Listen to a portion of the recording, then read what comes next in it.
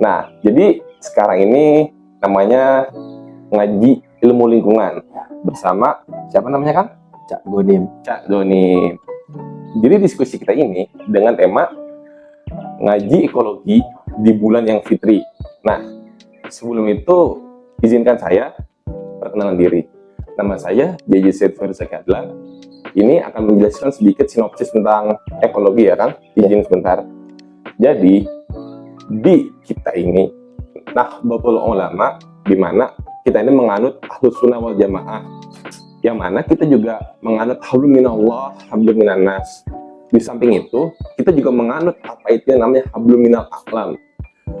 Karena harus diketahui bahwasanya kita ini adalah makhluk Allah dan kita ini adalah bagian dari alam juga. Kenapa hablum minal aqlam?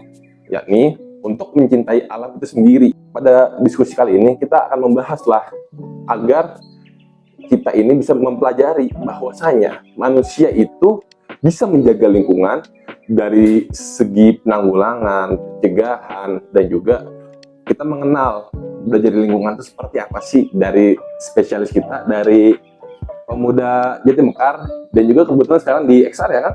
Ya, di Extinction Rebellion. Extinction Rebellion.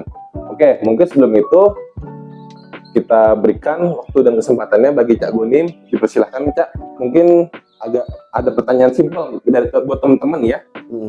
Jadi untuk informasi, di Ansor itu ada namanya Bagana atau Banser Tangkap Bencana. Bagana ini tupoksinya ya kalau misalkan ada masalah lingkungan sekitar banjir, longsor, dan sebagainya lah. Nah, berhubung kita ini ada kebencanaan kelingkunganan dan juga Ansor juga ngaji itu kan hal yang kompleks ya, nggak cuma sekedar agama doang. Lingkungan juga harus kita perhatikan. Nah, mungkin ada yang bertanya juga, mengapa sih kita harus belajar ilmu lingkungan, ekologi? Nah, gimana tuh Kang? Jadi saya mau mulai dari mana ini menjawabnya? Ya dari perkenalan dulu aja lah. Ya, izin memperkenalkan diri.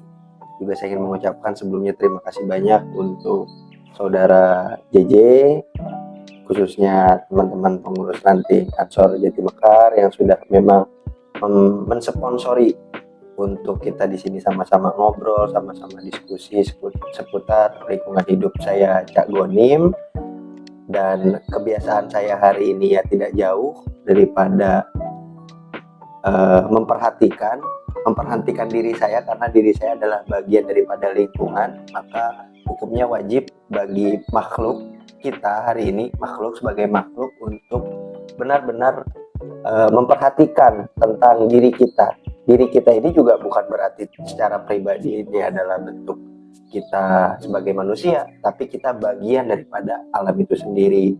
Kalau tadi dibilang ngaji ekologi, waduh ini berat banget kayaknya, bukan kapasitas saya juga. Karena nggak apa-apa Kang, nggak apa-apa. Jadi gimana Mas Jaki, mau dimulai pertanyaannya dari mana begitu? Ya dari perkenalan lah apa itu ekologi, Ya. mengapa ekologi penting, gitu aja Kang. Gak usah kita buru-buru langsungnya. Oh gitu ya, benar-benar jangan buru-buru. Ini kan full satu Kang. Iya, kalau bikin seriesnya kita. Iya, kalau buru-buru nanti yang ada itu jadi eksploitatif. Jadi ketika orang yang bersifatnya terburu-buru, makanya tadi disampaikan dia sebagai perusak, nanti dia akan melakukan hal-hal yang fasik gitu kan. Begitu kan sih? Benar. Gimana? Benar gak? Fasik itu orang yang tahu tapi tetap melanggar. Oh, itu fasik. Ya berarti kan korporasi juga seperti itu kan. Ya. Dia tahu bahwa membangun satu perusahaan itu memang harus mencermati AMDAL. Yang ilegal itu fasik Kang. Yang ilegal itu kan gak sah secara negara, dan secara negara haram dong. Kan ilegal soalnya. Yang ilegalnya apa? Yang nggak ada AMDAL-nya dan lain-lainnya lah. Berarti kalau yang legal itu ada AMDAL, kemudian membabat hutan sembarangan, itu ilegal nggak? Kalau misalkan dari sebelumnya udah dijadikan hutan industri ya legal. Legal. Ketika dibabat hutan industri, soalnya kan hutan industri akan direboisasi lagi, semisal udah dibabat nanti akan ditanam lagi tuh. Biasanya kan hutan industri gitu ya. Iya begitu sih Pak. Hal yang idealnya yang diinginkan oleh perusahaan, tapi kan pada faktanya secara sosial itu menjadi konflik. Kayaknya panjang banget, kita berat banget. Tapi ngomong-ngomong soal ekologi, sepertinya ini menjadi bahasa yang teman-teman mungkin belum mengenal akrab apa itu ekologi. Apa tuh ekologi itu? Apa tuh ekologi? Jadi Kalau saya sih nggak usah membahas sebagai bahasa yang memang sangat baku ya, bahasa yang sangat baku. Jadi kalau bicara ekologi sama dengan kita bicara lingkungan hidup, sepertinya itu membuat orang untuk lebih paham. Oh, kita hari ini sedang ngaji lingkungan hidup gitu. Jadi ekologi itu adalah adalah pengetahuan yang memang itu berkaitan dengan lingkungan hidup gitu. Oh gitu ya? Iya begitu. Jadi lingkungan hidup tuh apa sih definisinya? Kayak orang bingung. Bahkan kemarin ada yang nanya ke saya, Apa gimana? Cak Gonim kan pegiat lingkungan hidup yang apa? Itu ada yang masih nanya ke saya gitu. Ya. Apa itu lingkungan hidup tuh, orang masih banyak yang belum paham kan? Apa itu lingkungan hidup? Ya, lingkungan hidup kan ilmu yang mempelajari tentang kebiasaan, tentang perilaku, tentang situasi, tentang keadaan, dan itu sudah menjadi perintah. Itu di dalam Al-Quran itu sudah diperintahkan dalam surat Al-Alaq itu Iqra, baca. Artinya pada saat itu Nabi diperintahkan untuk membaca situasi, dan apakah posisi hari ini berbeda untuk membaca situasi dan keadaan. Hari ini kan kita dipaksa untuk lebih melek, lebih awareness lagi, lebih sadar tentang kondisi hari ini. Oke, industrialisasi sudah, revolusi industri sudah Dari Inggris. ya kan, dari Inggris, sampai dengan revolusi 4.0 Indonesia nih, belum sampai 5.0 gitu. Digitalisasi bahasa umumnya kan. Oh ya. 4.0 berat banget. Oh, 4.0 berat ya. Digitalisasi. Digitalisasi yang memang Umumnya ya kita masih senang dengan digitalisasi, tapi lebih senang lagi kalau itu hoax gitu kan. Aduh. Bener gak sih? Hitler mati di Garut, saya percaya sih itu. Apa? Hitler mati di Garut. Oh, asal jangan Nabi Sulaiman aja tuh di Borobudur kan. Jadi kan ekologi berarti mencakup itu sih, Mencakup itu ya, lingkungan hidup dan segala yang ada di sekitar kita gitu ya. itu udah keharusan sih, kenapa orang harus membiasakan ya, bukan belajar lingkungan hidup karena dia bagian daripada lingkungannya hidup, dia harus membiasakan. Nah, mungkin ada pertanyaan lanjutan, Kang. Apa? Ini kan bahasanya kita dari masih kecil diajarin supaya no littering atau jangan buang sampah sembarangan ya. Itu biar nggak buang sampah sembarangan gimana, Kang? Saran-sarannya nih buat teman-teman. Buang sampah sembarangan. Heeh. Emang kalau nggak ada sampah itu solusi? Ya, sampah itu kan definisinya segala sesuatu yang sudah tidak terpakai kan, sudah selesai dieksploitasi. Nah, per hari ini yang nggak bisa di recycle kayak plastik. Tapi ada fakta menarik tuh. Apa tuh? Pernah nggak ngelihat?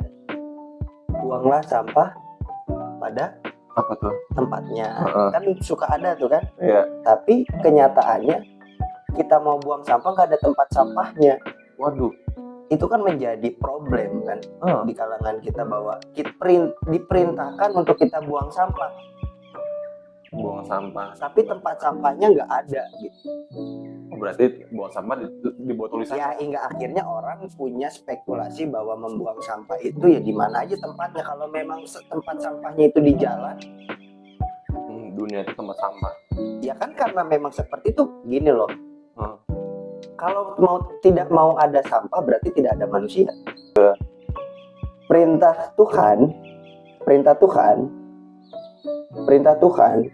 itu menciptakan manusia untuk menjadi khalifah, pemimpin. Artinya dia harus memimpin, mengendalikan itu lingkungan hidup, bukan menjaga lingkungan hidup. Nanti jadi satpam. Iya, Pak. Iya, ngapain lingkungan hidup dijaga, Pak? Nih, Pak Zaki, kita luruskan. Gimana tuh, Pak Godim? Ya, kita luruskan obrolan ini mengenai ngaji lingkungan hidup. Bahwa perintah Tuhan itu sudah jelas untuk kita membaca situasi dan keadaan. Jadi kalau bicara lingkungan hidup, kita seperti berbicara laki-laki dan perempuan. Maksudnya gimana tuh? Kita sebagai laki-laki dan alam itu sebagai perempuan.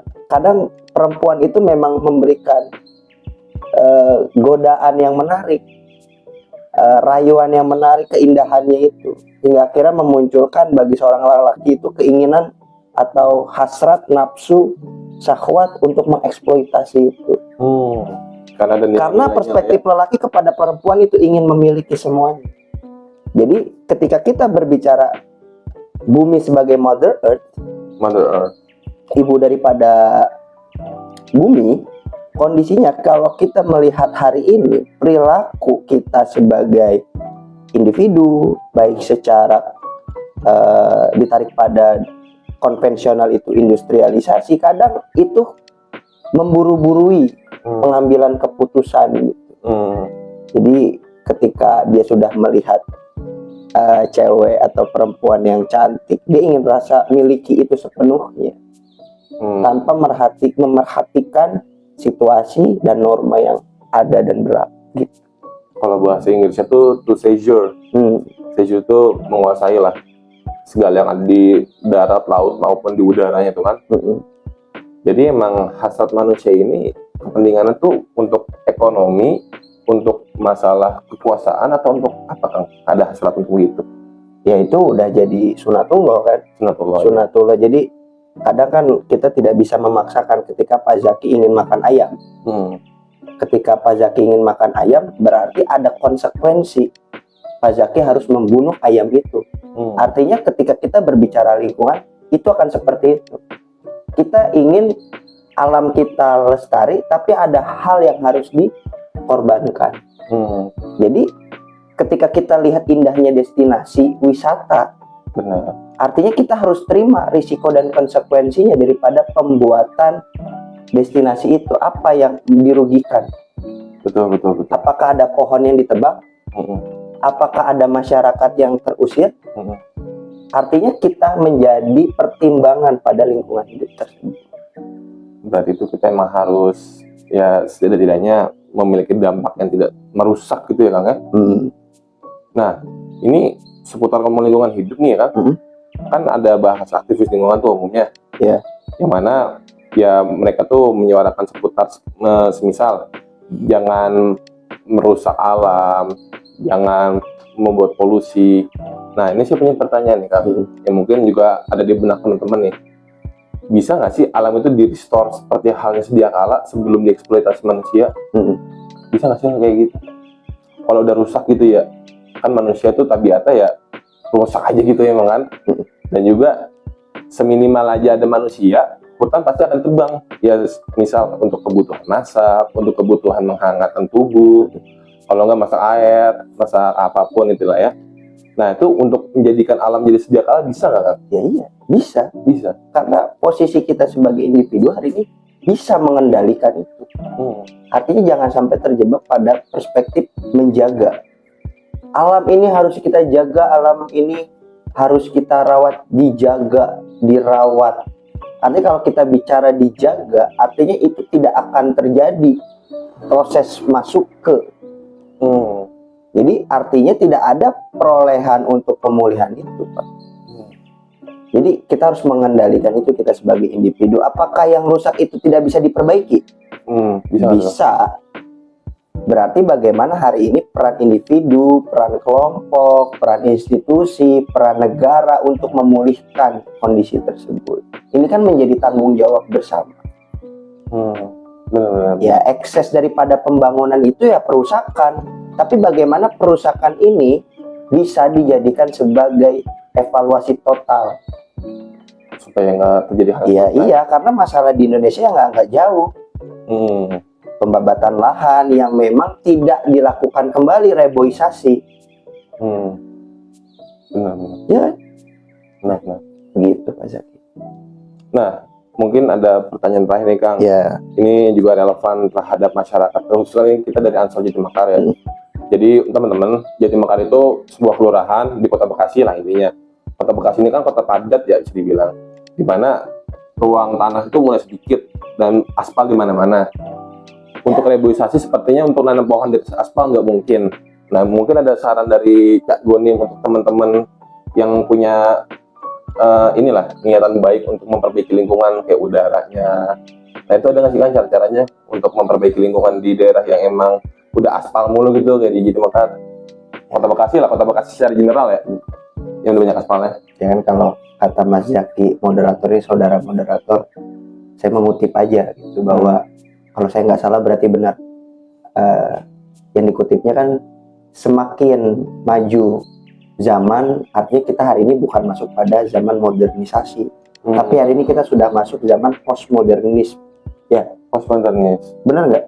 Saya belum ngomong itu sih. Oh, enggak gitu. Oh, belum bukan ngomong saya gitu berarti ya. Bapak ya. Ya, bukan kamu ya. Tapi kan tadi ngomong kamu gitu, postmodernis. Berarti postmodernis ini atau postmodernis ini mengajak orang untuk kembali lagi berpikir kembali. Jadi hari ini kita harus kembali ke alam, back to nature. Jadi apakah hari ini kita tidak bisa melakukan apa yang pernah menjadi hal kebiasaan di masa lalu, seperti kita juga menanam di pinggir sedikit lahan kita. Ketika memang di kota sudah ada angkringan, apakah kita tidak bisa melakukan satu pemberdayaan yang memang itu sifatnya tradisional? Artinya kan tidak ada bentuk penyalahan daripada itu gitu. Ketika memang sudah ada aspal, apakah kita tidak bisa menanam pohon? Toh ada metode juga kan? Seperti metode apa tuh yang di Paralon? Hidroponik. Itu kan bagian daripada kita menghasilkan oksigen baru, O2 baru. Oh gitu ya. Ya begitu. Menarik. Ini mungkin sebelumnya terima kasih banyak nih karena ini ya. Siap. Berhubung kita juga emang podcastnya ada limit waktunya lah, biar teman-teman yang nggak terlalu bosankan atau kita berdua. Ya mungkin ke depan nanti kita bikin part 2-nya, di mana agak lebih up lagi ya Kang ya, seputar pembahasan ekologinya. Dan juga ini mungkin akan di-upload ketika Hari Bumi, ketika tanggal 22 April. Dan juga FYI, Harlah Gerakan Pemuda Ansor itu 24 April Kang, 2 hari setelahnya. Ngeri. Sudah gerakan bumi, gerakan hijau. Dan juga Hijaukan bumi, apa hijau, Ansor hijau. tahun ini Gerakan Pemuda Ansor ulang tahun yang ke-90 dan perayaannya dengan goes dari Sekretariat Ansor Pusat sampai ke Cibarusa. Goes.